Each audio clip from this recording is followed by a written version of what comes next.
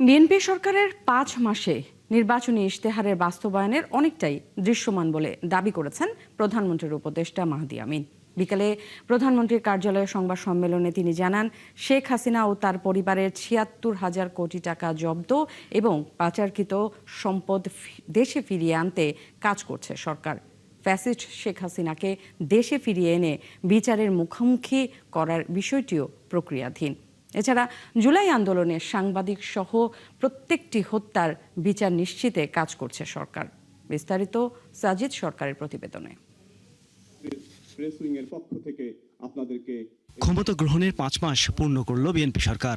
ভোটের কালি শুকানোর আগেই বিএনপির দেওয়া নির্বাচনী ইশতেহার বাস্তবায়নে দৃশ্যমান অগ্রগতি ও দেশ গঠনে বহুমাত্রিক অর্জনের খতিয়ান তুলে ধরতেই প্রধানমন্ত্রীর কার্যালয়ের এই সংবাদ সম্মেলন।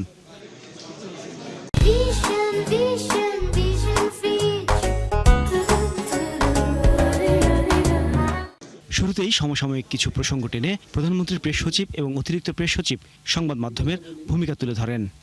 বিগত ১৭ বৎসর এই দেশে যে অবস্থা করে রেখেছে স্বৈরাচার, আপনার ঋণে জর্জরিত বিভিন্ন আপনার সংস্থা, বিভিন্ন প্রতিষ্ঠানকে যেভাবে অকার্যকর করে রেখে গেছে, এগুলো ঠিকঠাক করতেই তো বহুদিন লাগবে। সেখানে আপনার ৫ মাসেও যদি সময় না দেন তাহলে কিভাবে হবে? এই অপসাংবাদিকতা, মোবাইল সাংবাদিকতা যারা এইভাবে করছে, যে ঠিক না। আমি আহ্বান জানাবো তাদের এসব অপপ্রচার থেকে বিরত থাকার জন্য। কিন্তু এই যে মানুষের সামাজিক পারিবারিক মূল্যবোধ, এই জায়গাগুলোতে মানুষকে ফিরিয়ে আনা, মূল্যবোধের যে উন্নয়ন ঘটানো, এই জায়গাগুলোতে উনি খুব বেশি জোর দিচ্ছেন, কাজ করার চেষ্টা করছেন। কারণ এই উন্নয়ন ছাড়া অন্য কোনো উন্নয়ন হবে না, অন্যগুলোর টেকসই উন্নয়ন হবে না।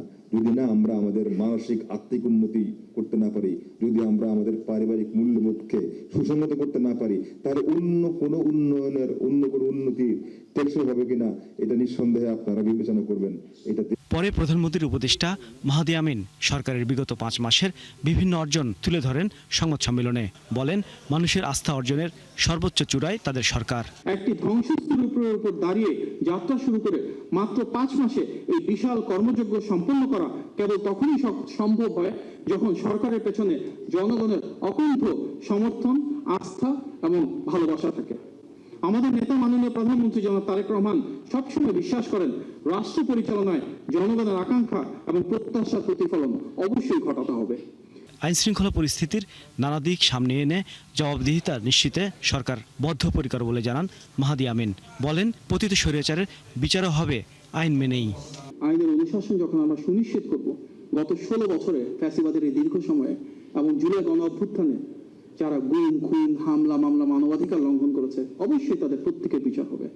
যে মানবাধিকার লঙ্ঘনের আমরা কথা বলছি, সবচেয়ে বেশি সাফারার তো বিএনপি। আমরা যেই প্যারামিটারই বলি না কেন, প্রত্যেকটা ক্ষেত্রে আমাদের প্রতিটি শ্রেণীর, প্রতিটি পেশার এবং প্রতিটি গণতান্ত্রিক রাজনৈতিক দলের সংগ্রাম ছিল, ত্যাগ ছিল। এই সরকার স্বচ্ছতা ও জবাবদিহিতা নিশ্চিত করছে উল্লেখ করে প্রধানমন্ত্রীর এই উপদেষ্টা বলেন, আইনের শাসন বাস্তবায়নের মাধ্যমে একটি গণতান্ত্রিক পথে এগুচ্ছে তারেক রহমানের সরকার। সাজিদ সরকার, ৭১, ঢাকা।